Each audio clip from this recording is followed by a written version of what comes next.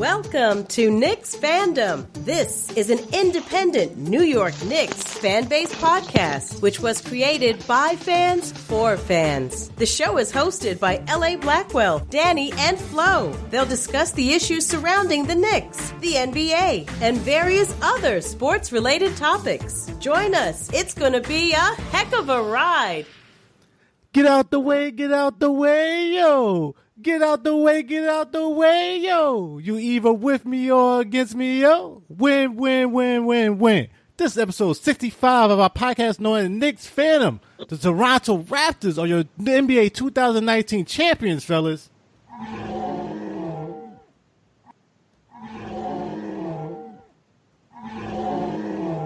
For once, he is truly the king of the North, Kawhi Leonard, the NBA Finals MVP. And in this episode, Knicks fan, we'll give you our 2019 NBA Finals wrap-up. We got to discuss if KD should have played or shouldn't have played in that do-or-die Game 5, in which he ruptured his Achilles tendon, one of the worst injuries you can have, fellas. And that actually led up to, shockingly, Klay Thompson would go down in Game 6 with a season-ending injury in the form of torn ACL. We'll also discuss some potential NBA trade rumors, possible free agent sign for the New York Knicks and the Brooklyn Nets. So kindly join us as we discuss this and much more. Hello, listeners. As always, I'm your host, L.A. Blackwell. It's great to be back on the air and joined by my fellow co-host, Flo. How you been doing, Flo? L.A., I'm great today, brother. How you doing today, man? Doing well. We got a lot for our listeners. Also glad we joined my co-host, Danny D. How you been doing, Danny D, as well? I'm good, L.A. What's going on? Doing well. And we got a nice surprise for our Knicks listeners and NBA listeners overall for Knicksfandom. It's glad to be joined by returning special guest, Mr. Ness. Glad you could join us, Ms. Ness. How you been doing? Always a pleasure meeting and talking with y'all gentlemen. Always. We got a lot to talk about, and we got some breaking news, people. That's right. You know when you hear that sound, Adrian Wojnarowski recently dropped that Woj bomb. Anthony Davis, one of the least kept best secrets out there, has been traded to the Los Angeles Lakers. Got to get right into it, guys. Let's start the first segment, NBA Talk.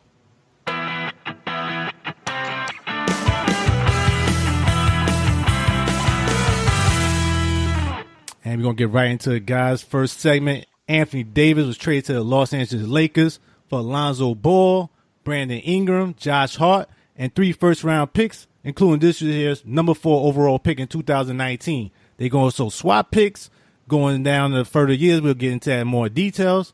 What are your thoughts about this blockbuster trade, starting with you, Flo? Man, oh, man.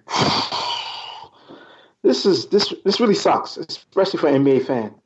It's also a big loss for the Knicks and for the Brooklyn Nets. I don't understand why Anthony Davis had to force this trade, man. I really don't understand why he had to do this. He should have waited. He was going to go to LA regardless next season. There was no rush to force this trade at all. David Griffin, we know you're a good GM, won a chip with Cleveland, but we all see the connections, working with LeBron James. This looked like a wink-wink deal. At the end of the day, took care of LeBron. We all know LeBron always needs help. He's always crying and complaining. He got the help that he wanted.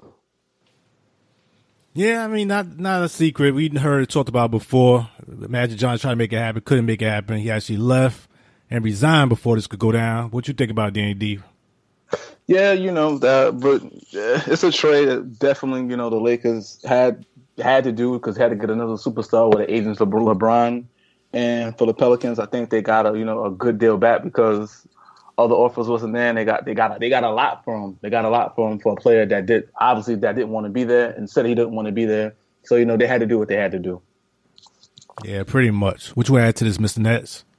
I kind of agree with Danny just said. For a guy who basically demanded everything, who held the Pelicans basically hostage, they got a pretty attractive package in return. So, me being a Net fan, I went through this type of deal. We survived this type of deal that a lot of people on paper right now, the only difference is that what I spoke to you earlier about Anthony Davis is younger.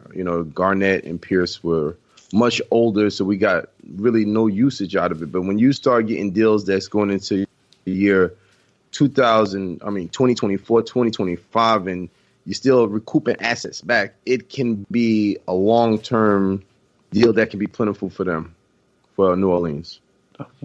Yeah, gotta agree with you guys. The biggest thing it showed me is the power of LeBron James and Rich Paul. Because you know this is the way it was going to go. And LeBron James, he's a win now guy. We talked about this off the air. This team is not trying to, I know the picks, we're going to get into that further down the road. But as soon as you signed LeBron, you knew this was where you had to go. He's a win now guy. He's already 34 years old, like we stated before. You got to try to win now, and this was the best player to come with him because Kawhi wasn't coming. I don't see that. I didn't see KD coming. He actually wanted to get more rings than LeBron. Jimmy Butler, maybe Kemba Walker, that's not as good as AD. And to me, the bad part, like you stated before, Flo, was for the Knicks. Because now with the KD injury, this was a backup plan to me. The Knicks actually had a chance to go there because this was one of the two teams he might have re-signed for the max. That's the hard part about it. But let's go further into it, guys. What you think about who actually won this trade? It's all with you, Mr. Nets. I didn't really see it was a loser. The Lakers wanted Anthony Davis. They got Anthony Davis. The Pelicans got an attractive offer. And I'm saying there's not a loser if you know the situation in that Anthony Davis, with only 1 year left on his contract, said, I want out. And to be able to extract that type of resources and assets for a guy who's made it explicit that he's not going to return, I think they did an outstanding job. And y'all got to remember the GM, David Griffin is the president. Trajan Langdon is the GM, right? Former net, assistant. So we, as being in that net organization, we lived through this type of deal. So if that's the best you could get back, but it is no losing. When you get Anthony Davis on your team, on your squad, you don't lose. And that's what I say. Okay. How about you, Danny D? What you think? The same thing. I had to agree with Mr. Ned. The only thing you can say is that because he went over, he said he's not going to sign an extension yet. So he's going to stay for a year, and he hasn't decided he's going to sign an extension. So if something doesn't work out, he doesn't sign an extension, or if he gets hurt or something, then he'd be like, okay. And then if the picks turn out to be like, if Lonzo turns out to be a 5-time defensive all-star player and one of those picks become an all-star, then you have to further line, we can see the pros and cons of who actually won the trade maybe in 2030, 2035. It's going to be impacted to see how it goes for the long haul. We have to see. Yeah, you made a good point there. I want to get into you, Flo, real quick about that too. But I think they have to be called a loser then. Because AD don't resign. You gave half your team up for him. Mm-hmm. Like we said with Thanos, what did it cost? Everything. So that's it. So to me, looking at, and also we talked about that off the air, Mr. Ness, if LeBron get hurt, I don't see where Anthony Davis want to hitch his wagon to this team. Like you said, LeBron's 34 years old. If he get hurt, you already saw him be like this in New Orleans with everything on his back. He's not that type of player. He needs that second guy with him.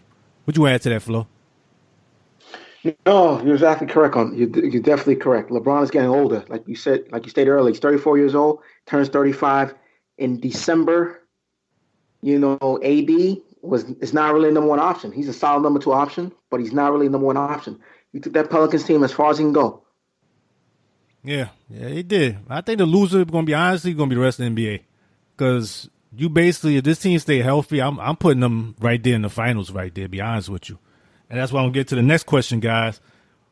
What do you think? Do you think this will make the Lakers a favorite to win NBA championship next season? Start with you, Danny D. They're favorite, most definitely, but they still have to add a lot more pieces. They got to get benched. They got to get a point guard to actually lead this team. But they got an okay starting foundation. They need a couple more people on the bench, but it can round up to be up there in the West. Definitely. Yeah, I see that now, especially with Golden State having all the injuries with Klay Thompson and Kevin Durant.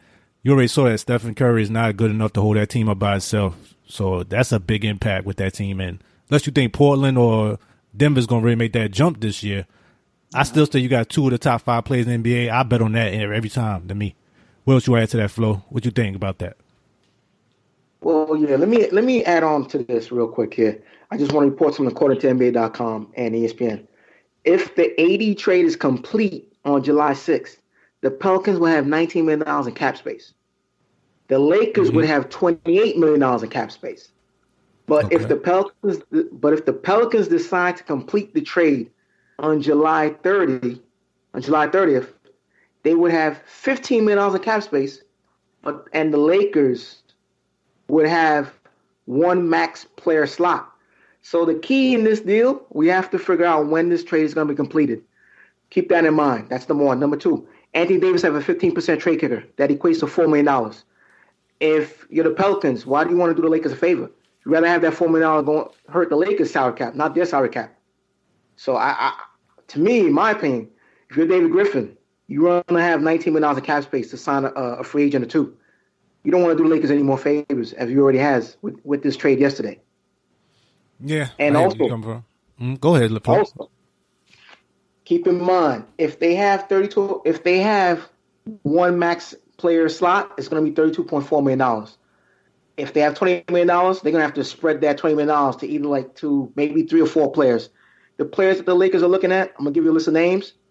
Seth Curry, former Laker, Brook Lopez, Bojan Bogdanovic for the Indiana Pacers, shooting guard for the Orlando Magic, Terrence Ross, shooting guard for the Toronto Raptors, Danny Green, backup point guard for the Toronto Raptors, Jeremy Lin, starting shooting guard for the Philadelphia 76ers, J.J. Redick, and a player that we talk about as a very good defender, Trevor Ariza.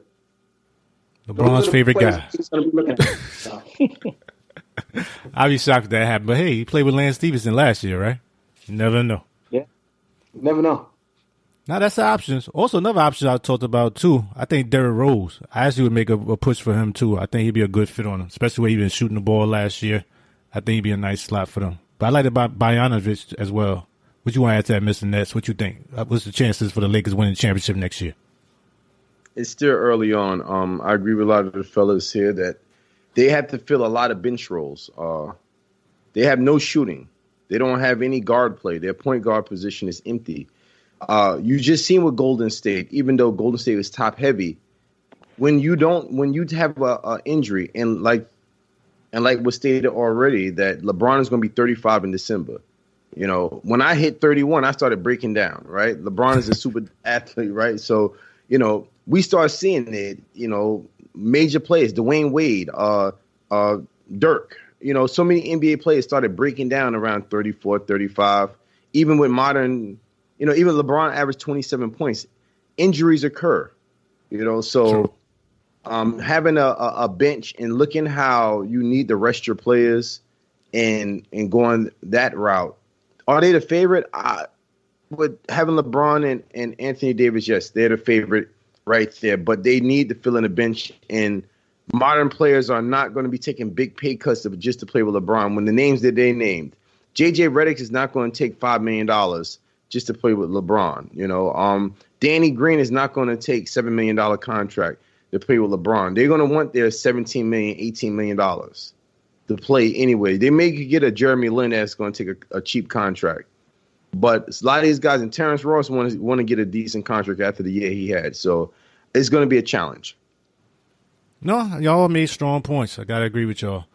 But that's the thing. We always see at least one or two play the David West of the world. Always want to come here and get a cheap ring.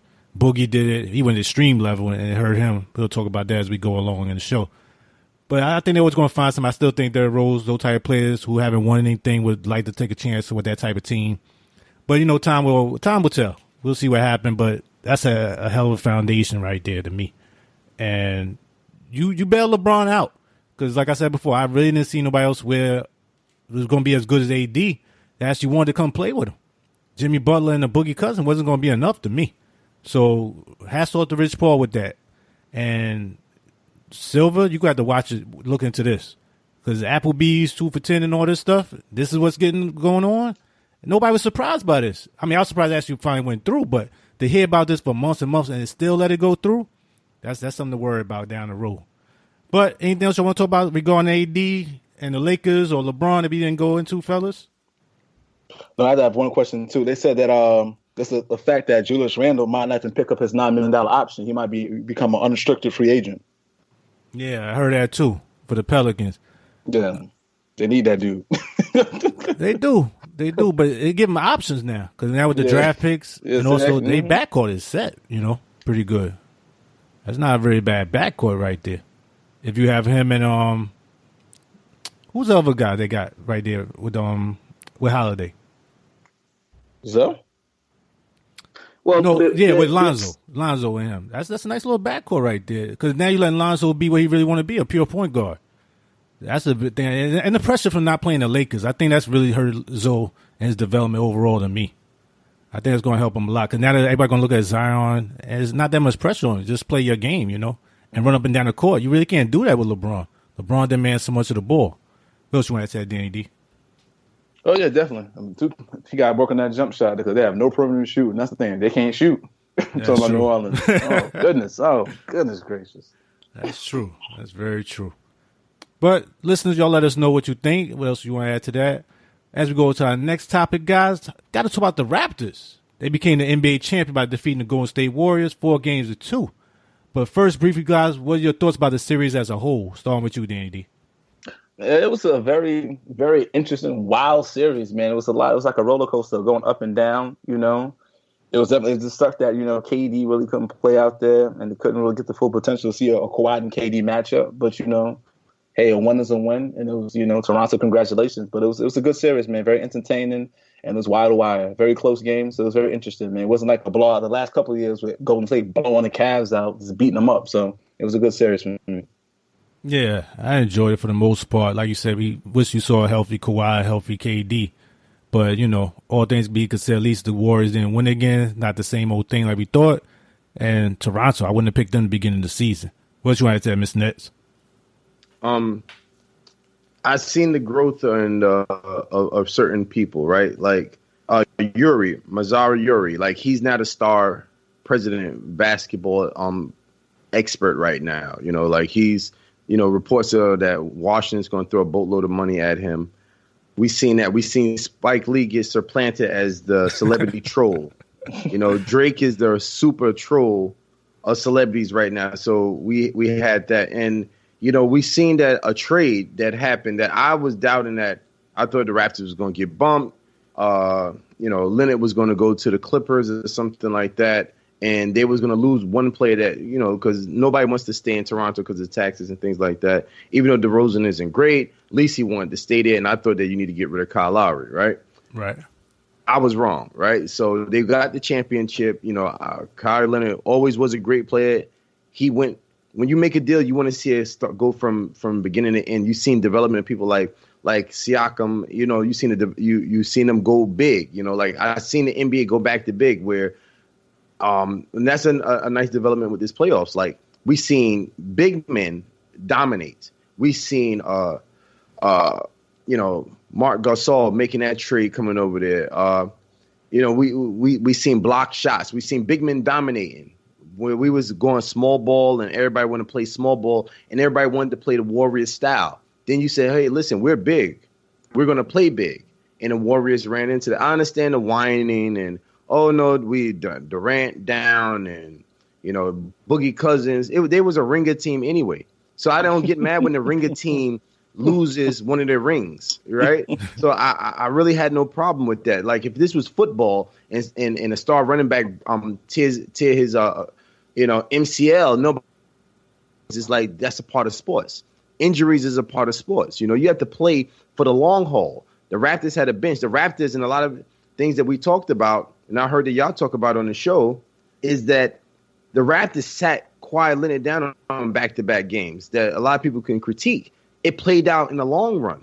When you want to play Steph and he want to be Splash Brothers and they want to be having a lot of fun and giggling on people while they shooting threes, it took their toll.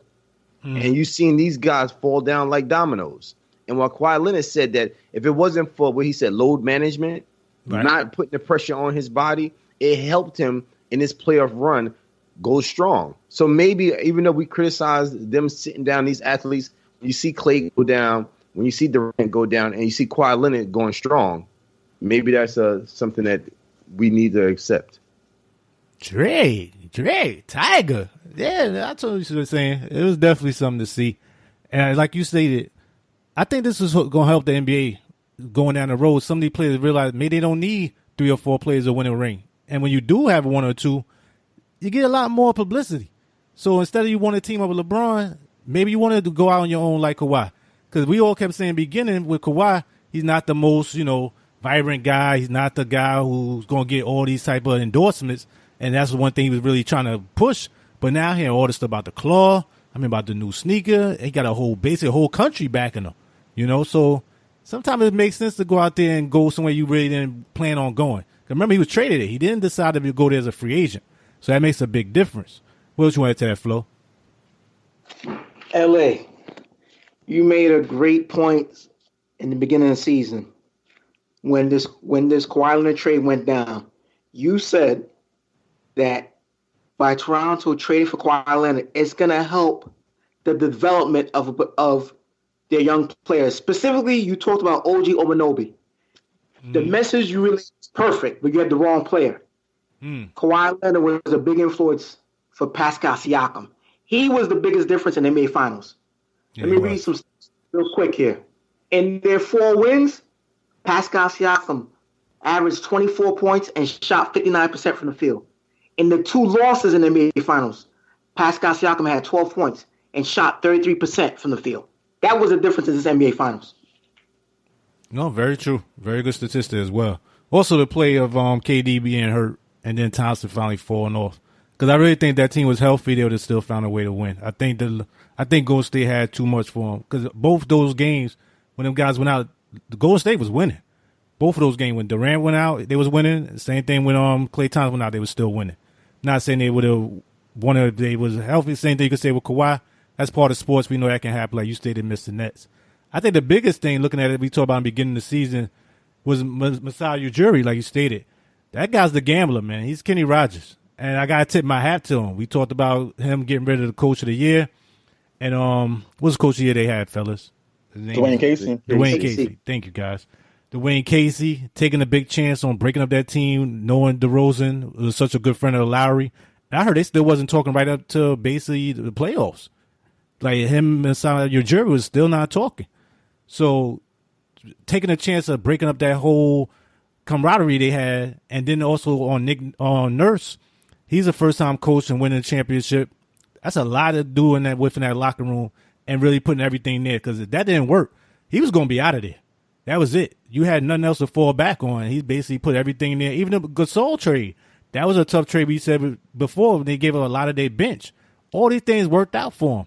And now you stated Mr. Nets, he could be going to the Wizards, which I don't know. What you think about that, Mr. Nets? You think he even should try to get that deal, even though it's worth $10 million? Money don't always make you happy, but Washington's been the joke of a franchise, man.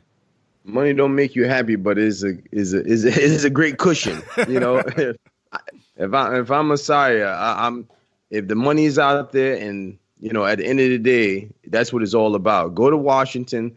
Look, I'm a Brooklyn Net fan, right? Sean Marks went into one of the worst situations known to mankind. And thank you, Billy King. And you know, so with that being said, that you walk into a situation at full range. They're going to give you everything in the world. They're going to give you money, and they're going to give you time. The first thing Sean Marks said is like, yo, don't expect for it to happen overnight. So I'm assuming that he's going to say the same thing. Don't expect for it to happen overnight. You take the money and you run with it. Yeah, but it's like you build up. Like we always say, we like to see something build up. And this is basically like his baby. He built this thing from the ground up. This is all his credit right now. And now to go against the team in the East, which you helped build and actually won the chip, I mean, that's tough to go against that, man. Even with the type of money that you're talking about, and they talking about partial ownership of the team, I get that. I totally understand where he's coming from. His stock is not going to worth more than what it is now. So if you're going to make the move, now is the time to do it. I totally understand that. But that's a lot to go against, man, especially if Kawhi signs back. And then you got to deal with Bradley Beal maybe leaving and John Wall. Who knows? This guy's career could be over. That's a lot to have to deal with, man. What you want to add to that, Flo? What you think? If I'm a Simon Jury, stay away from the Wizards. Stay far away from that job. You got a lot of headaches on your plate if you take that job. Are you capable of taking care of business over there? Yes. But regardless, you could destroy your legacy if you fail in Washington. I wouldn't take that chance. There's other jobs to me that was well worth it than the Wizards job. Mm-hmm. Like, anybody come to mind? I don't have a specific team right now, but can I add in something? Yeah, go ahead, Miss Ness. Jump in there. Theo Epstein. Mm-hmm. Boston Red Sox. You go from winning in Boston, and that legacy is great. Then to leave there to go to the Chicago Cubs. That's how greatness is developed and seen. He was given the reins. He was given the money. Nobody questions Theo in Chicago because of what he did in Boston. Nobody's going to question Messiah Jury if he goes to Washington. They're going to give him the full reins, and they're going to give him time, and you're going to get money. At the end of the day, he's an executive. He's not going to be getting money from advertisements. He's not going to be on Nike shoes. They're not going to say, hey, get the Messiahs. You know, he could go around. He could go around Canada and be a celebrity, but it's at the end of the day, as an executive, is about a check, and you'll get a check. And imagine if things didn't go well in Washington for what he did in Toronto. Great executives, you see these retreads go over and over and over. But if he really great, and listening to him, he reminds me of Sean Marks. I even talked to you, LA, right? When even though he wasn't available, this is the person I said, yo, this is the guy. If I'm a Knicks fan, this is the home run hitter because he always makes smart decisions. It's almost like Danny Ainge. I don't like dealing with this guy because he ends up winning whatever the moves that he's making. He's a smart guy. He's a forward thinker. You can look at when you talk about Pascal Siakam, like you brought up earlier. You can look at the current G League MVP. You know, these are guys. The currently G League MVP, second round pick that he got stashed. So that he constantly picking guys in the 20th pick or the second round and developing these guys on the low. And he's not working with top 10 picks. He's not working with guys like that. You go to Washington, you're getting early picks. And you're going to get asked, if he say trade Bradley Beal, they trade Bradley Beal. If he say we're going to do whatever, we start all over from scratch. If I'm him, I take the cash and I go for glory. He bet on everything in Toronto. Then why not bet on yourself? I hear you. Oh, and just for people who want to know, Chris Boucher was the G League MVP. I think defense player of the year too for them. But that's his strength, you know. They're doing NBA around the borders. He's finding people all different places, all around the country. That's his strength. But I hear what you're saying. What you want to say as to this, Dan D? You want to break this tie? Yeah, it's a tie. It depends. It really goes. It goes 50-50, guys. It's 50-50 because, like we said before, the trade, he became a genius with the trade with the Kawhi and everything like that. It works because they won the NBA championship. At best, they would have made it to the finals because you remember he beat Philly, a lucky bounce. They won the championship. Okay, but the same thing, like I see what Mr. Nitt is saying. You go to Washington, and that's the thing. I agree because nobody expects you to win in the beginning because they are horrible. They suck. They're in a disarray. So they can't make the playoffs in the next 3 to 4 years because he has to make several moves. And also, I heard that not only are they trying to give him the team, they're trying to give him parts of an ownership. They're trying to give him parts of potential ownerships with other Washington teams. They're talking about the hockey team and the baseball team too. He's not going to get that in Toronto.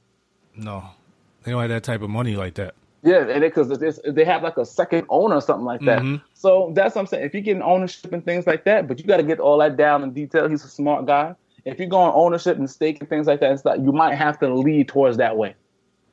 Yeah, you do, especially if Kawhi doesn't decide to stay, because this team is built all around him. The personality, everything is built around him. If he's not staying, I'm not staying. And even then, you have to worry about, because Kawhi do have injury issues as well. That's the thing you have to keep in the back of your mind. But I hear what you all saying. You made some strong points. It's just decide where he really want to go, I guess, at that point. Because at the end of the day, even if Kawhi decided to leave, he got you the chip. You can't be mad at either one of them to decide to go.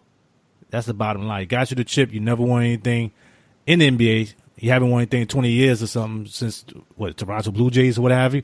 So you can't be mad at it. I hear where you guys coming from, definitely. And speaking about Kawhi, I want to go a little further into that. How impressed were you by Kawhi's play in this year's NBA Finals, in the series, and throughout the playoffs as a whole? Starting with you, Mr. Nets. You know what I got to say. I'm surprised by Kawhi Leonard. I want Durant. I don't want Kawhi Leonard. Who said that? That's Flo? I don't know who said that. He want to sit down back-to-back games. I don't want bringing up no old stuff like they said that. with Smoke Dogg and Friday. Why you bringing up old stuff, man? I hear you, Mr. Ness. Go ahead. There you go. Just to answer your point real quick, Kawhi Leonard is. How can you not be impressed? You got a guy who, after this playoff run, everybody's saying he's the best. It's almost like Neo in the Matrix. He's the one. He's the one. Everybody's coming out there. You seeing people making almost outlandish statements like Max Kellerman, and then Kawhi Leonard went out there and backed up everything that he said. You know, like it was. Kawhi Leonard did what I thought he could do, what he's done before, being a great two-way player, not just playing offense, playing spectacular defense, taking the role on, and doing it in a humble fashion, right? Like, what can you say about Kawhi? He put a team on his back. He ran with it. He helped players develop. He don't take the shine away from people. Great job. Yeah, but even you, I know unless you've been a big fan of Kawhi, because you've been wanting to go to your Brooklyn Nets, so it's no bigger fan than that. And that you want him on your actual team. But even you had to be surprised the way he played. I mean, I seen Michael Jordan do this in his prime, but Jordan had Pippen. He ain't even got a Pippen. He don't have that guy next to him like that to take a lot of that pressure. I mean, all these guys came to compete. And they all played well. Like, it reminded me of the Detroit Pistons kind of to me when they went to the finals and won. But for him to do as dominant as he was on both sides of the ball and coming back to that year when they were talking about the injuries and this guy really want to play, all these things. I mean, you had to be very impressed with that, Mr. Net. I'm impressed with him, but I think Flo would agree that we can't call Pascal Siakam nothing. You know, not nothing, but he balled. Like Pascal balled, and they played big man ball. You know, Ibaka was blocking shots all day. What Stephen A. Smith would say, the SWAT master, right? They played big man ball on the little guys. You know, Van Fleet, Kyle Lowry woke up from the dead and played. You know, Van Fleet too, because Van Fleet struggled in the beginning of the rounds. He wasn't playing well at all. They said that he was having his kid and his mom was distracted. Once the kid was born, all the jump shots went in the hole. Man. All his 3-pointers went in there. Like, I'm not going to say they didn't have – they had great role players. They had some emerging young stars step up, and they had veterans like Gasol and like we said with Ibaka play big. They didn't play small ball and play to the Golden State Warriors game. Of course, when you have Durant, you can do certain things. When you can do certain things when Durant's not on court, but – Kawhi Leonard was impressive. Nothing to say, but I remember Kawhi Leonard going one-on-one with LeBron when he was on the Spurs. That stuff I don't forget certain things. I thought Kawhi Leonard was a great player. When I seen him give LeBron James the business, you know how much I despise LeBron. And to see somebody give him the business, I loved it. And I didn't forget that, you know. So did he impress me? Yes, he impressed me. Was I surprised? I wasn't surprised, to be honest with you. But it's still great to see him put it all together and him to stay healthy through the whole season. No, definitely did. And I just put in a little perspective, guys. I want to get to you, Flo, right after this, because, I mean, you made a real good point about Kawhi off the air. I want to get to that real quick. Just to show you, Kawhi Leonard scored the third most points ever in the playoff, combining all the games within the total series. Averaged 31 points, 9 rebounds, 4 assists, 49% for field goal range, 39% for three-point range, and 88% for free throw percentage. Ain't much more you can ask a man to do. It's really not. I just saw him slow down a little bit in the finals. I think he just got worn down a little bit, and the leg might have been balling a little more. But he showed me a lot, guys. But I wanted you to talk about something we talked about earlier, Flo, and speak about Kawhi Leonard. Oh, yes, L.A. We had this conversation yesterday with Durant and Kawhi. Remember, when Durant played with OKC, he was basically a one-on-one player, and he couldn't win a ring with Westbrook. So he decided to play in a system by going to Golden State. Go to Kawhi Leonard, who played in the Spurs system. Kawhi wanted everyone to know he's not a system player. He is a good one-on-one player. And he got that opportunity when Pop shipped him out of the country, sent him straight to Toronto. And that's very true. It's kind of like we stated before, like Michael Jordan only got held back by, Dean Smith. That's the same type of thing. That system, basically, you didn't ever see Kawhi really dominate the ball like he did this series and throughout the whole playoffs. What you add to that, Danny D? Oh, definitely. And I can see and really, and then offensively, that's what we're going to say. his jump shot. You can tell the practice that he did. And I'm not talking about like a DeRozan when he's more inside. His threes, he was hitting a high percentage threes and big time shots. That's like when it came down to the clutch, we already know who the ball was going to. He should have shot that last shot. Kyle Lowry shouldn't have had the ball. It should have went to Kawhi. Kawhi should have had the ball in his hand. But to see that a person that's not afraid to take the shot and he's taking people off the dribble and offensively, his in-game improved a lot. And that's what impressed me. And his percentage is high percentage shots. And it wasn't, and I'm talking about all water. Like he's been practicing all night long. Nothing but net. Very true. And the other thing he added to his own repertoire this season is really the control. Like, it's like watching an orchestra and you see the guy in the front with the baton just really controlling everything. I've never really seen him rattle. And that's the thing I saw against him and Giannis. I actually saw fear in Giannis' eyes. Like, he looked nervous at certain points. He didn't want to be out there. And when I saw Kawhi took the chance to actually guard him one-on-one, I mean, he had help coming around him. Don't get me wrong. But he took that challenge and said, I'll go against this young guy, this young bull coming at me. He didn't run from him. And that's the thing that really shocked me about Kawhi. He was in complete control most of the time, dominated the ball on both sides, and just never really got stressed out, never really looked like he was scared out there. And just that total focus, I was very impressed by Kawhi in that regards. And now he's the third guy to actually win the MVP finals MVP with two different teams. You had Kareem Abdul-Jabbar do it, you had LeBron James do it, and now you got Kawhi. So hats off to Kawhi. Hopefully you become a Knick, and we'll go from there. But, you know, I just very shocked to see it. I appreciate that, Mr. Nets. You know, as always, I appreciate that, looking out for the Knicks. You said good luck for that. I appreciate that, though. But anything else you want to ask about Kawhi, guys, before we jump to the next topic? If not, I want to delve deeper into the question of whether or not Kevin Durant should have played in Game 5 of the NBA Finals, and what does this mean for his career, and ultimately the current format of the NBA. Should the season be shortened, as Adam Silver is rumored to look into, shorten the season to as many as 70 games, the load management that we spoke about earlier, which you talked about, Mr. Net, and should an NBA player nowadays be more concerned about their individual health and overall career, particularly when the very next season they would become an unrestricted free agent? I want to start with you, Danny D. What you think about it?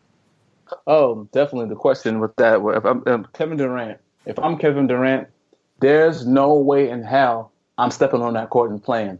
I don't care if Bob Myers comes to my house and bakes me a cake. I'm not playing. It doesn't make no difference. Everybody talking about, oh, my brothers and stuff like that. First of all, Draymond Green, that's not your blood brother. You didn't grow up with Steph and you didn't grow up with Klay. And you and Steve Kerr ain't cousins or kin. I'm not playing. Because the matter of fact is that if they cared about you and they really about your well-being, they would have told you not to play. Because if they were up 3-1, you wouldn't have played. So now that you're down, they want you to play. It's not happening. I'm not getting on the court. And forget about free agents and things like that. I'm not going on the court. I'm not protecting myself, saying for basketball's sakes, it's a business. So we're saying that a business. Somebody he loves basketball. No, they look at you as a business and you're part of their property. I'm not going out there. I'm not playing. It's hard, though. It's hard because everybody tell you to be a competitor. Everybody tell you, you know, the whole reputation was on the line. The media was coming out. The players come out. Even the coach said he was going to play the game before that. And Steve Kerr, which I got something to go against him. I think he did a very bad job managing Durant. And I actually thought it was going to be a strength. We talked about that, Danny D, and you was right about that. He did a bad job to me. What you want to add to that? Go to that, Danny D. Oh, no, definitely, because if that's the coach and things like that, it's certain things that load management. You got this man, like we was talking, you have this man doing a jump ball. Oh, that was crazy. That's what thing. First game back, he got him doing a jump ball. Why? You have him starting. And then you let him play 11 minutes in the first quarter or so? He came out hot shooting threes. You should have like 5 minutes each quarter or something like that. You played like he hadn't missed no games. That was asinine. Be very straight up. That was asinine to me. Go ahead, Danny. Oh, that's agreement. I'm not going out there because the same thing with the medical reports and things like that. You can't trust team doctors. The team doctors are part of the business. They're part of the organization. They're not looking out for your best interest. I hear you. What you want to add, Mr. Nets? The question is, should Durant play, right? Mm-hmm. Correct. No. And I'm going to add a no. I can't, listen, it was a little pause there because Danny basically said everything I was going to say. Mm-hmm. No. Listen, I said to you, I spoke to you about this off air. I got 3 sons, right? I would have kicked my sons, karate chopped them, and made sure they didn't get back on the court. You know, like we all seen what happened to Isaiah Thomas.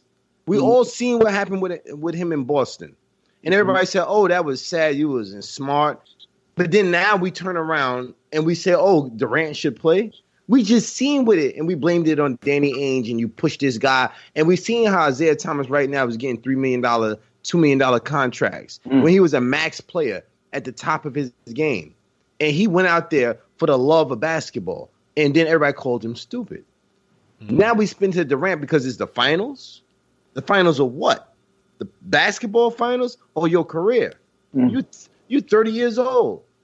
Going on 31 years old, and you got a ruptured Achilles, and now you want people to offer you max contracts and man, listen, those you know, like when the guys is going out for the nice meals and the presentations, man. I mean, now he's getting Popeye's chicken boxes on his walkthrough. Ain't nobody gonna listen. I'm a Net fan, right? You know, and I know that that's something y'all might want to bring up later on. Do the Knicks want to offer max contracts? Listen, as a Net fan, you know, it was nice thought. I appreciate the conversation. If you was gonna do it for us, if you was gonna come by the Barclays Center and all that stuff, I appreciate that. But we good. We good. 31, 32, 33-year-old guy coming back from a ruptured Achilles. People say, oh, but he still could shoot. Yeah, okay, cool. I seen that list of people that came back. It ain't impressive. I don't know where you're going to be.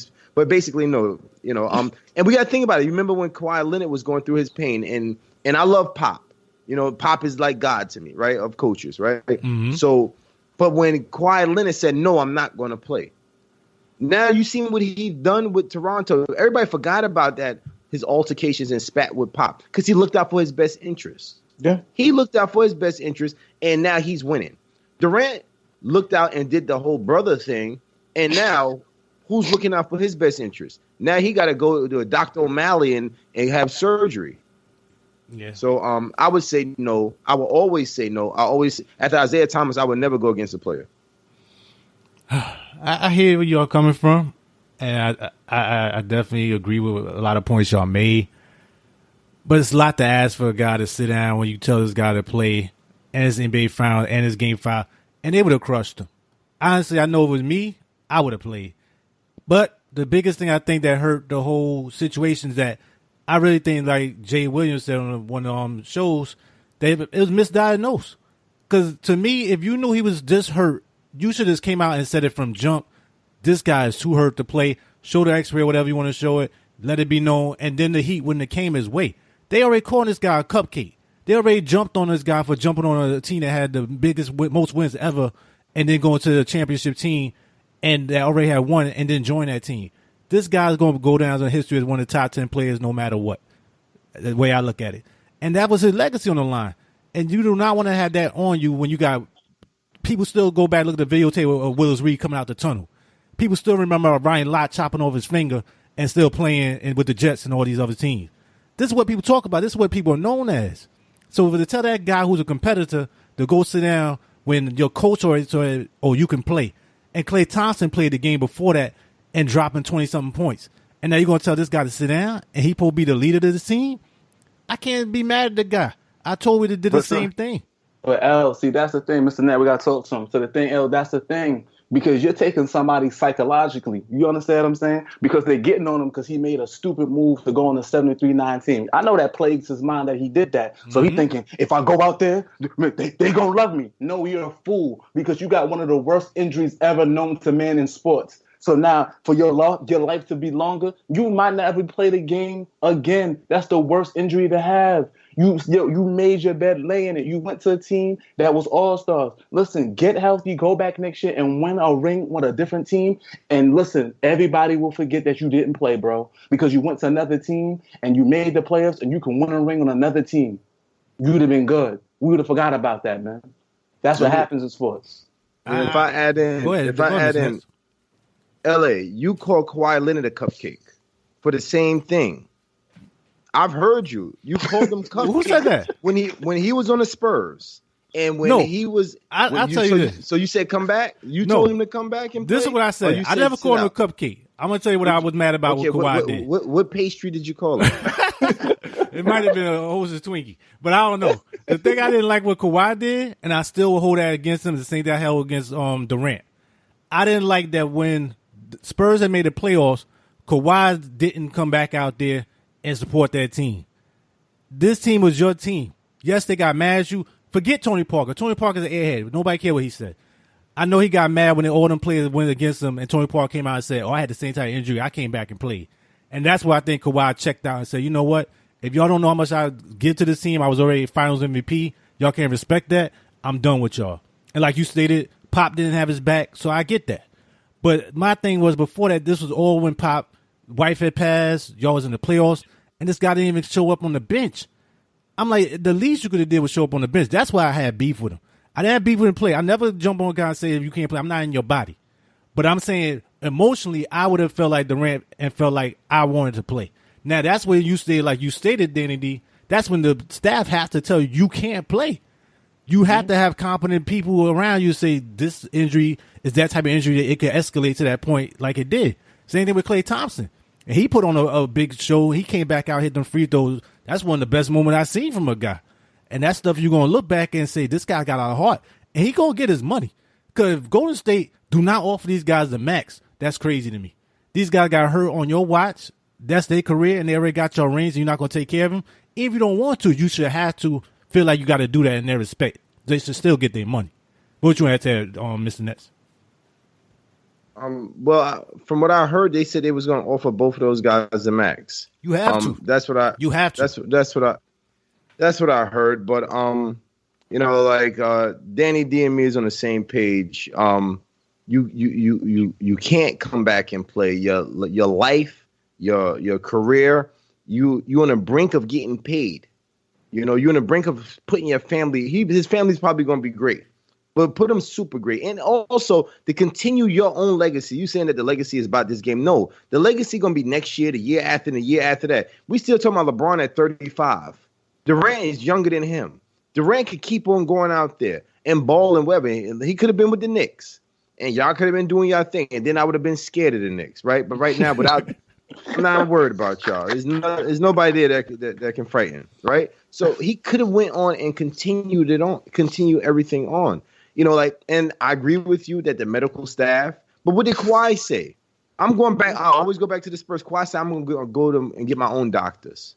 This is your career. This is your business. In the NBA and sports, your body is your business. Kawhi said, I understand what the Spurs people said, but my people said differently. Durant went with what Golden State said. They done something. You see it, they doing a bang up job. Klay went out. He went out. So Boogie don't look like crap. But so you're going to continue to put your career, and I'm pretty sure Durant seemed like he has some excellent people in his corner. Not just his agents and stuff, but it seemed like he's close knit with his crew, right? He said, I got my team. I'm pretty sure people say you can't play. I'm pretty sure he spoke with people and they advised him not to play. And he probably did it anyway. He dancing in the hallway. People say, he looked real good dancing and stuff like that. But man, I agree with Danny D. You gotta use better judgment. This is your business, this is your career, your future legacy. Now you're gonna be shelved, and all the words that you was worrying about people saying, they're gonna forget about you. Now people moved on to Kawhi Leonard right now. Durant's the greatest player, and all this other stuff. Now everybody's like, oh man, Kawhi Leonard is the best. We love Kawhi Leonard. He the best. What are you saying right now? You went from, I want Durant to, you know what? I'd rather have Kawhi Leonard. Right? And that's how it is. People forget yesterday and they're going to go to tomorrow, so whatever. I hear you. Hindsight's 2020. I hear that as well. Because if they would have won it, I think he just felt like you only got 2-3 games to get through. It's the NBA Finals. It's not like it's, as you saw, he didn't play at all in Portland. They were waiting for the finals. And if they would have won, they'd have put this guy even a higher level than what he is now. But I hear what you're saying. You can't weigh your career versus that for one finals. And he already won them 2. I totally get where you're coming from. L, just one more thing, not to cut flow, but L, that's what I'm trying to say. But even with that's what I'm saying. Look at how they look how they did him, right? They said, think about it. Look how long it took Boogie to do a couple of practice before he played. How you gonna have that man play that game and you only went through one practice and he couldn't even finish no practice? He couldn't even finish a full practice. How the hell he gonna play a full game? I hear you, man. And I want to jump to you too, Flo. You made a good point regarding the whole Warriors situation you brought up before off the air, that this is a whole new medical staff. So I want you to jump into talking about this and what your thoughts about the whole injury regarding KD and even Klay Thompson. Jump in there, Flo. Listen, LA, I know you had a question you wanted to ask, but I'm going to answer the question.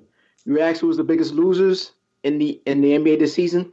Mm-hmm. It's Golden State medical team. They are the biggest losers. All of them should be fired. All of them should be fired. Top to bottom. They did a terrible job. Terrible job. You have Boogie Cousins get hurt in his first NBA playoff game, running for a loose ball. All right. You said he was out. He's going to be out for the entire playoffs. That's right. Then you pushed him back onto the court. Then you had KD get hurt when they had a lead against the Houston Rockets in Game 5. All right? Then you rushed them again back because you're down 3-1 in the NBA Finals. You rushed them back on the court in the elimination game. He gets hurt. Then Klay Thompson, I believe, got hurt sometime in Game 3, set out Game 4.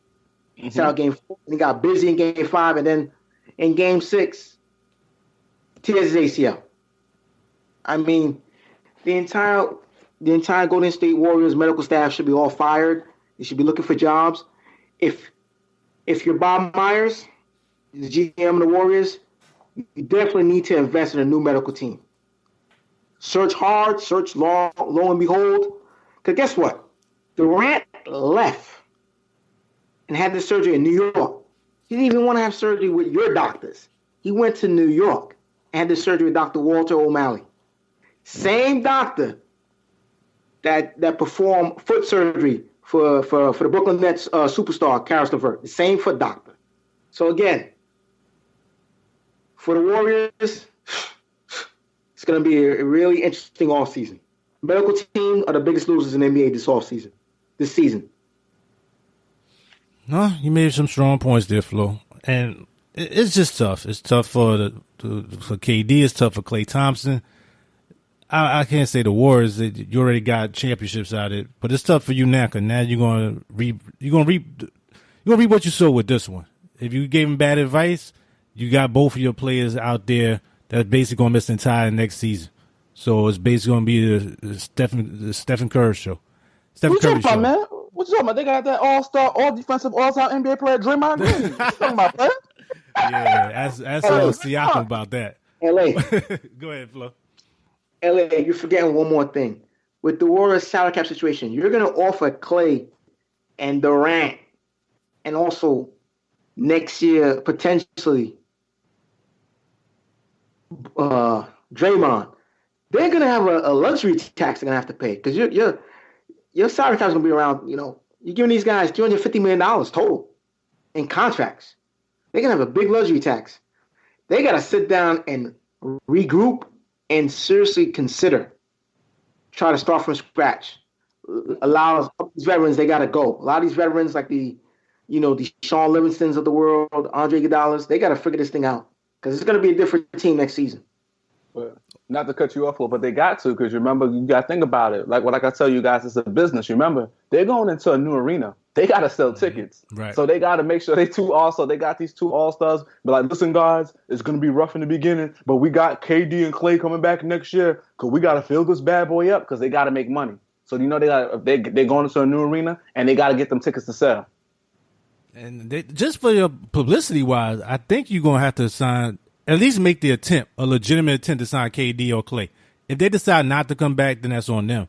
But to see these guys hurt on your watch like that and you don't take care of them, it's going to be like Boston because a lot of players don't trust Boston like that. I think that's the thing that got with Kyrie, and I think a lot of other players looking at it as well. you don't take care of your own players. A lot of these players are now taking their own career into their hands. Like you stated, Mr. Nets, they really going to take their own career in their hand now. Because now they're going to say, all right, we already see the power of what LeBron has done, and just take 1 or 2 year deals and plot where you want to go. But now you see Isaiah Thomas, how they let him go and traded him after he basically lost his teeth, lost his sister, and you trade him right after that. That was one of the worst moves I've ever seen. That was some real sick thing you did there, Danny Ainge. And I still would never sign up with the and even father told him that with Kyrie. He's like, I don't want you signed back here. So there's no shot he's talking about going to the Brooklyn Nets to me. And now that same thing gonna happen with Bob Myers. You up there talking about it's all on you, but show me that checkbook since it's on you. I don't want to hear about it's my fault. I pushed them out there. Show me that blank check and put that check with their names on it. If you ain't doing that, you ain't saying nothing. To me, that's where you got to go.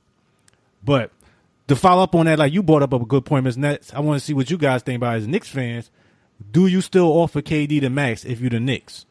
As one of the main options, since the Knicks still have 2 max slots once we get rid of Lance Thomas bum behind. What do you think about that, Danny D? Would you still offer KD that 4-year deal? Or he's going to be out at least 1 year? Well, yeah, and I'm looking at the situation. I'm weighing the options and things like that. It's bleak.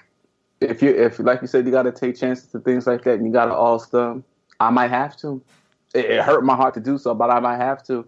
And just hopefully we can rehab them and get them back to at least 70. It's not going to be back to 100, at least 70%. Because what else do we have to fill the roster with? At least that we know we're going to work with them. Tell them we're going to work with them. We're going to try our best to get them back and rehab them. And hopefully he can come back okay.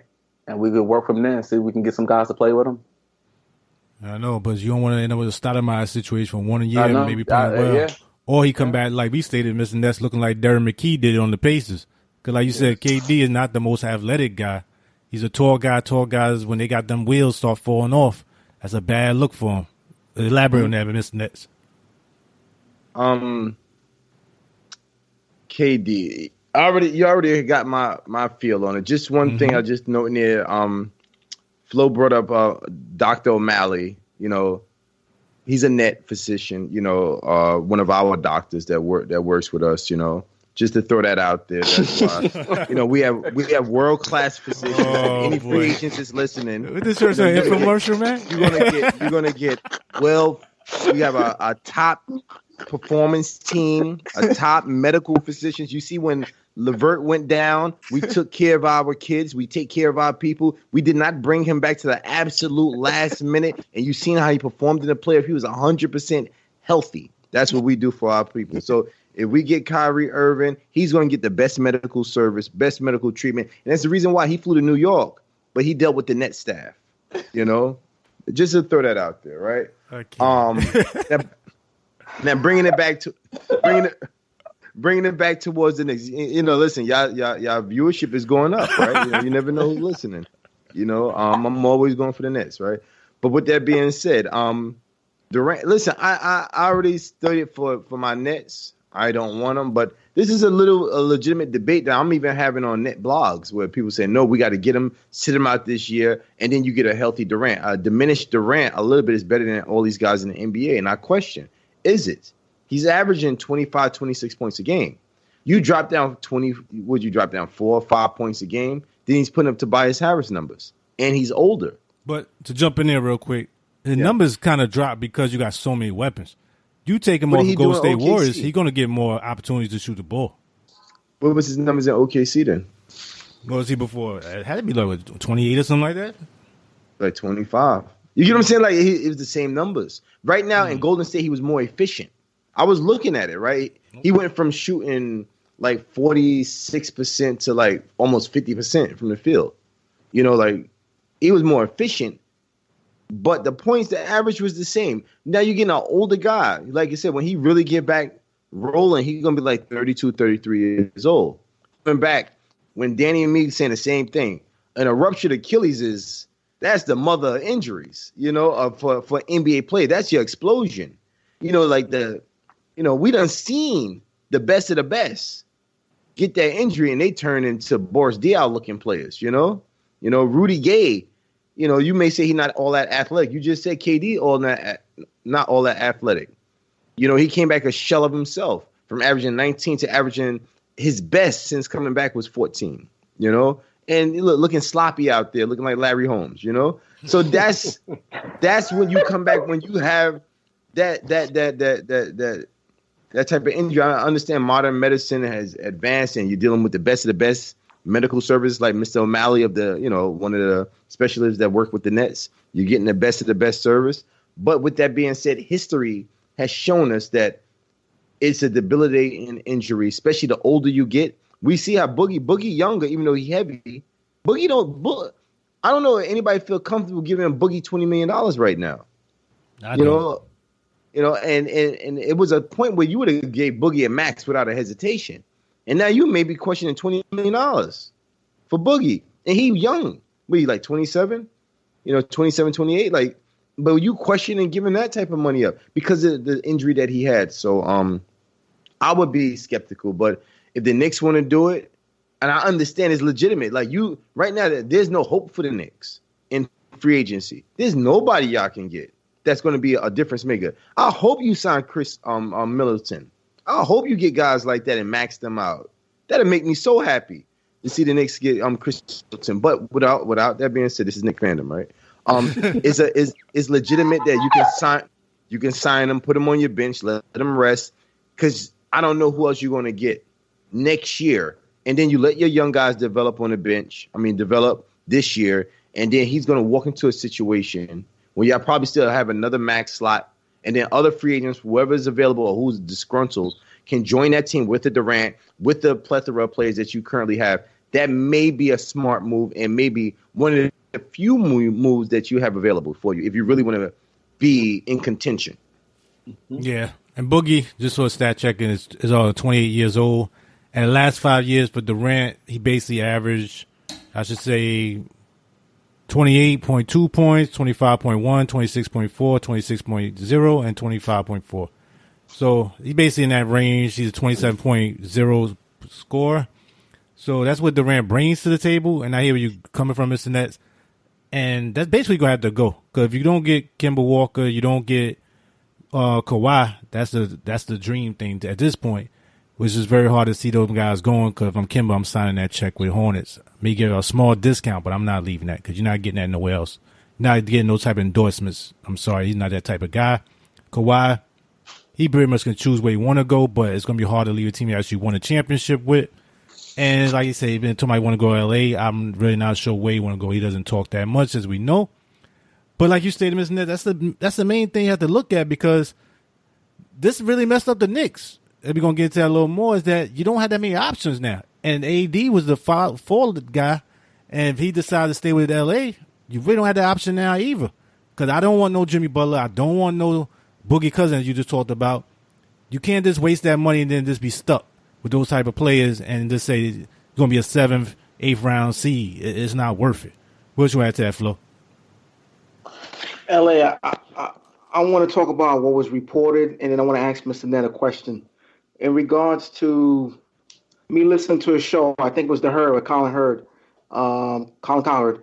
He had NBA insider, one of the NBA insiders, Rich Bucher, and Rich Bucher stated that Kyrie Irving met with KD in New York. Now he's not sure if they met after the surgery or in Kyrie's home or in the hospital, but they met. And supposedly Kyrie's trying to convince KD to come to Brooklyn. KD's trying to convince Kyrie to come to the Knicks. LA, D, you heard Mr. Nett's pitch. If you're the Knicks, you should be talking about what your medical team could do to help repair and heal KD's body. If you're Scott Perry or you're Steve Mills, that's the pitch you have to be using. That's number one. Number two, if you're KD, again, you got to mention to KD, if you're Steve Mills, Scott Perry, you got to say, listen, you're the man. You should be convincing Kyrie to come play with you, not Kyrie convincing to follow him. You're the number one. You're the alpha dog. Kyrie's not the alpha dog. My question to Mr. Nett is this. Let's say you sign supposedly Kyrie Irving. Are you bringing back D'Lo? And if not, who are you bringing to play with Kyrie in Brooklyn if you do sign Kyrie? And also, I want to add one thing to that real quick. Do you want to sign Kyrie, Mr. Nets? All right. I want to sign Kyrie Irving, and you can hear the enthusiasm in my voice. Right? That's real convincing. He'll be the greatest free agent. You know, we had these conversations for years, right? Armin Gilliam, Todd McCollum. Those were the greatest free agents, or maybe a one kidney Alonzo Mourning, right? Mm-hmm. Those were the best free agents that actually joined Jersey. I should say Jersey, right? The Nets, right? Right. He would be the best player that we ever signed. That's something in itself. I'm reading a lot of reports. As I'm even speaking with you, I'm going through my net articles and stuff, and they're saying that if we sign Kyrie, we probably don't sign D'Lo, right? So I have a problem with that. For the simple fact that I'm all into assets. I already stated that I don't want Durant. I've heard all the reports saying that Kyrie Irving was even in California before the injury trying to recruit Durant. They have reports about that. They got him after the surgery or around the surgery time when he came to New York that Kyrie was talking with Durant, trying to get him to come with Brooklyn. I've heard this chatter and banter, you know. I'm hoping that Durant helps me by signing with the Knicks, you know.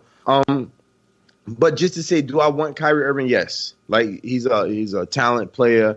He's an all-star. He will be a benefit. Kyrie Irving alone is not going to help the Nets and put us to where we need to be at. I understand it. I know that, right? But the Nets and the Knicks are in similar situations. There's not a lot of great pickings out there. With all these injuries, like if Klay Thompson was around, at least there was a threat. I don't think he was going to leave Golden State, but it was a threat. You know, Durant is a name that at least if he went to the Knicks, then maybe somebody else would come to us that would block up a power forward spot. All right, like if we get Durant, right, like somehow he decides to come to us because he loves our medical staff, and you know, Caris LeVert is like his little brother, and we just traded for Prince from the Hawks is like what, another little brother. We're getting all of his little brothers, you know. So we're getting all of we got the best medical staff for him. We got Kyrie Irving pitching to him. We got LeVert, who is little brother, and Prince, who talks to him all the time. It seemed like it was setting up, and we opened up the second max slot. There's no way Sean Marks do these things unless he has something that he think he has in the bag. You know, like we don't have an idiot GM. So I thought that he had a shot at Durant. I thought that Durant was going to laugh us off, to be honest with you. You know, this injury maybe open up a door where maybe he said, hey, listen, I'll come there. I still think that he'll go to New York if he leaves Golden State. Who are we going to get? That was one of the questions. I don't know. You see, I've been stalling. I don't know. Julius Randle, Tobias Harris. I wanted Tobias. I don't want Tobias Harris, you know. I'll take Julius Randle. But you see how the luster drops off when you say Julius Randle when it's Kevin Durant and you got Kawhi Leonard and then you get Julius Randle. It's like, oh, man, you know. But I still want to keep D'Lo for the simple reason that I think D'Lo is an asset.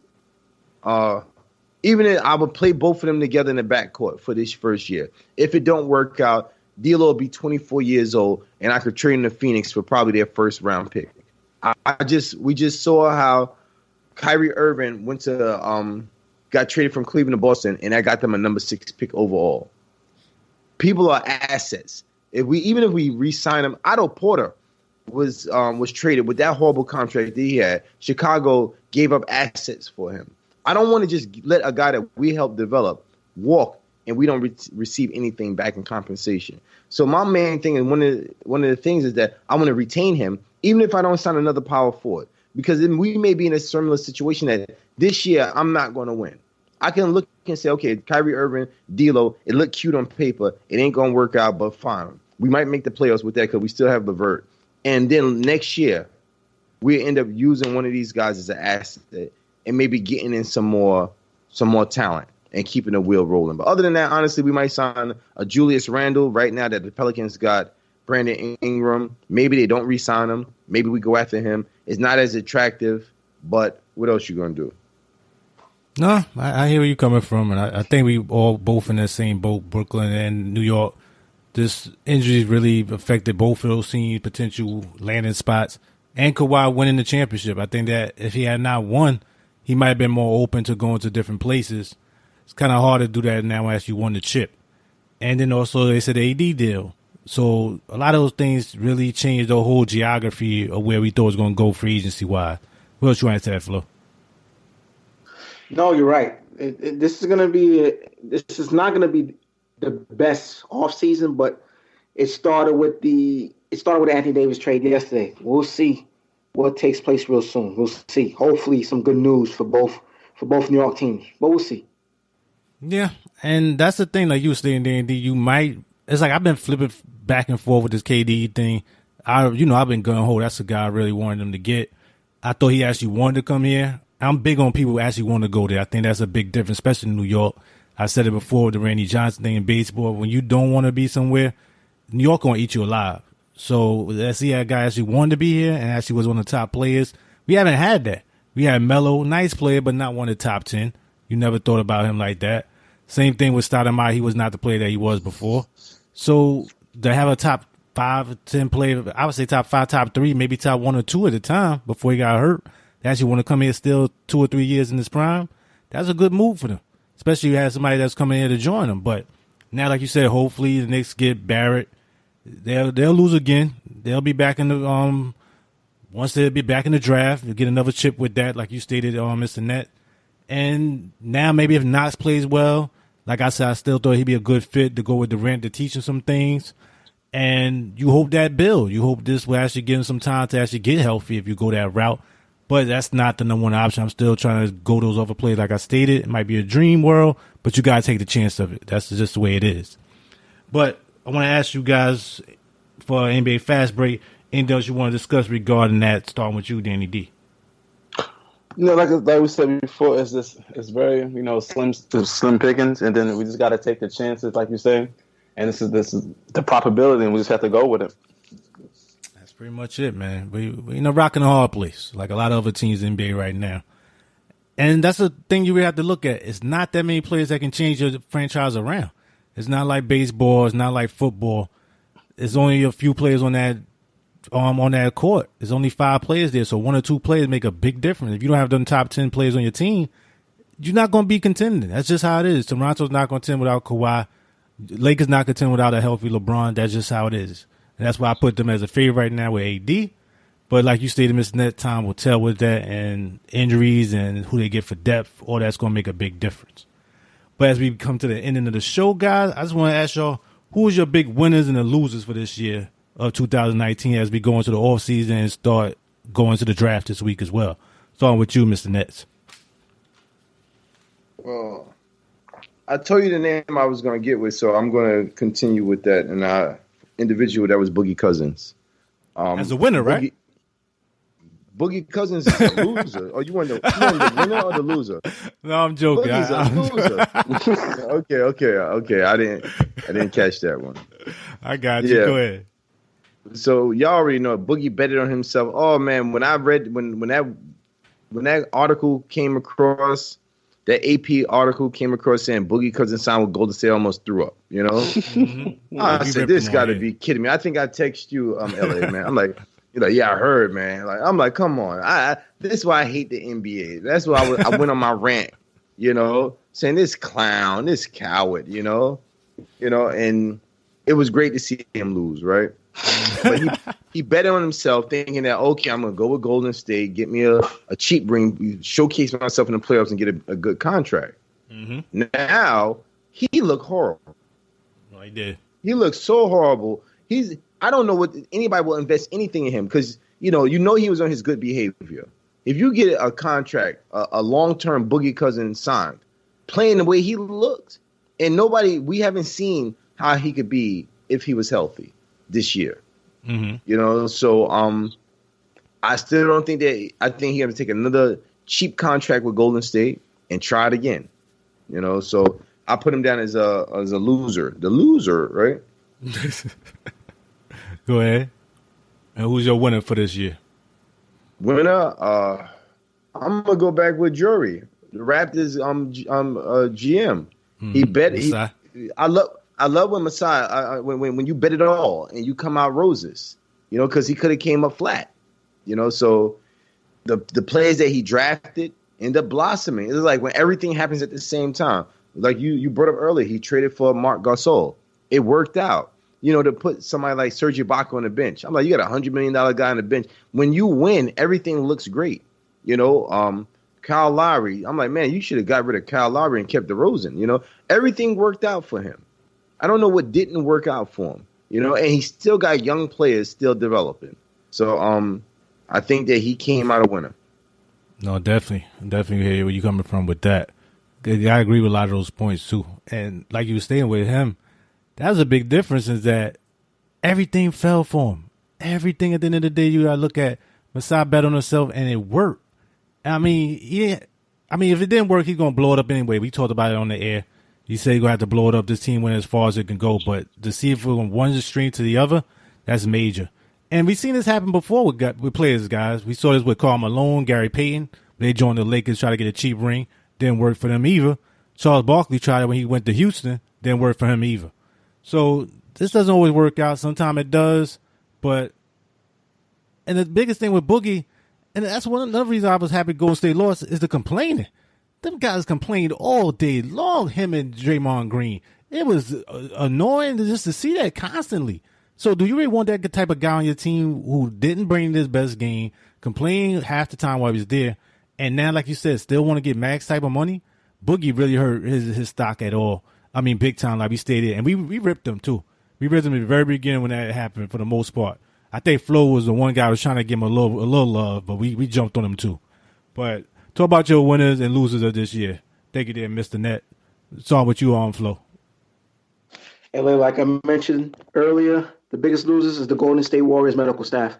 They did a horrible job misdiagnosing all the injuries they had with Boogie Cousins, Kevin Durant, and Klay Thompson. The biggest winner, Mr. Nets mentioned it earlier, Masai Ujiri. We talked about this when the Kawhi trade went down. We talked about how this deal he has to get to the finals for Masai Ujiri to keep his job. He had to get to the finals. If he didn't get to the finals, I think we all agreed that Masai was probably going to get fired. He took a big gamble, and he looks like a genius. He's done an excellent job with this team. Remember, the deal on the table with trading Kyle Lowry to the New York Knicks and Mr. Dolan turning it down. All right? Also, he took the big plunge and going after, going after Marc Gasol on the trade deadline, giving up Jonas Valanciunas. Again, finding guys that you never heard of. Fred VanVleet, undrafted, making the roster, in the last preseason, making the roster, the last preseason game of the season. Drafting guys like OG Anunoby, drafting guys like Pascal Siakam in the top 20s in the draft. He's done an excellent job with this team. He deserves all the credit in the world. To me, he's probably the GM of the year this year, in my opinion. He deserves it. I wish him all the best. Congratulations to the Toronto Raptors. Congratulations to Kawhi Leonard. By the way, Skip Bayless, you're listening. Put some respect in Kawhi's name. Stop calling him number 2. That's right. He's the king of the North. Respect that man. But, he's hurt. He's hurt. I understand. He's a Spurs fan, so he's hurt. We know where it's coming from. He's going to be hurting bad because, Uncle Shannon going to be getting on this week, boy. Oh, boy. He's going to get on with the AD going there. But tell us about what you think there. Thank you there, Mr. Flo. What you think about Danny D? Who's your winner or loser for this year, 2019? Yeah, I didn't want to go with the grain and stuff like that. I went with the winner. I went with Giannis.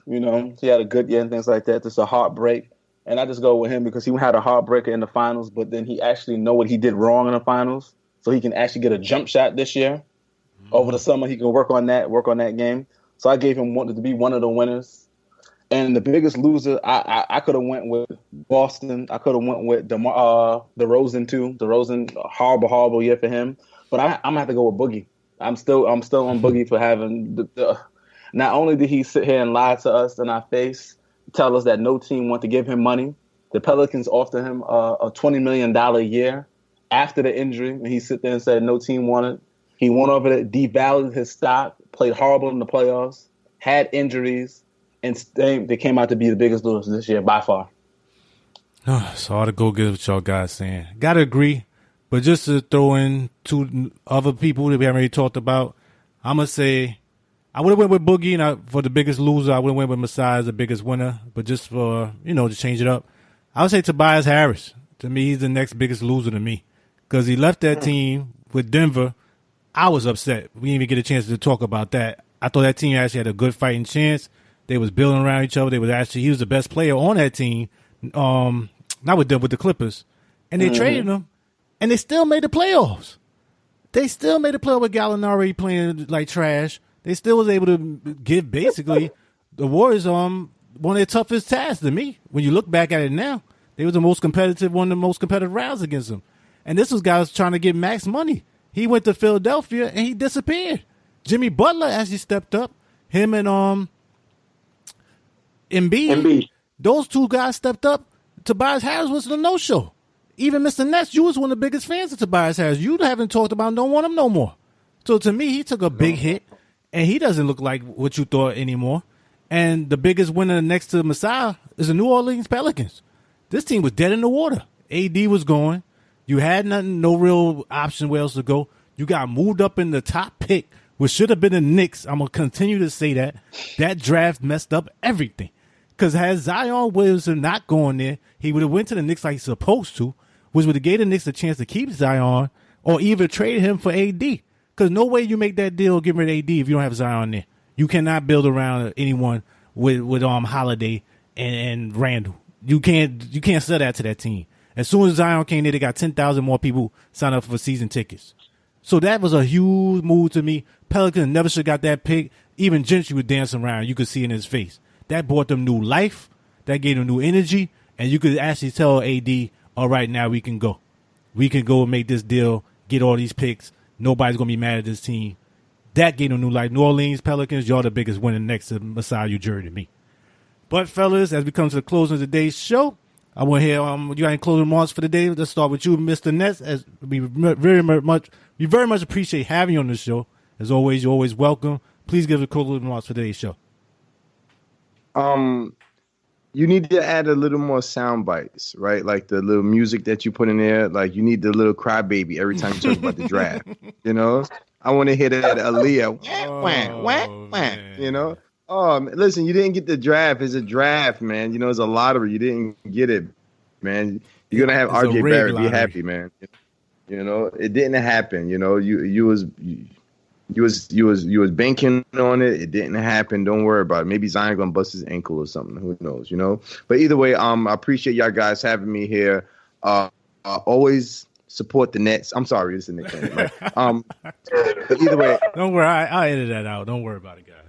No problem. I'm always appreciative when y'all guys give me an opportunity to spit my loose knowledge. All right. Much appreciated. As always. How about you, Dan D? What's your closing remarks for today's show? Man, I want to appreciate, man. Big shout out to LA Flow, Mr. Net, for coming through. Our fans, much love, and just thank y'all, man. Very much so. Thank you, Dan D. As always. How about you, Flo? What's your closing remarks for today? Gentlemen, I want to thank Mr. Ness for coming on the show. Greatly appreciate it.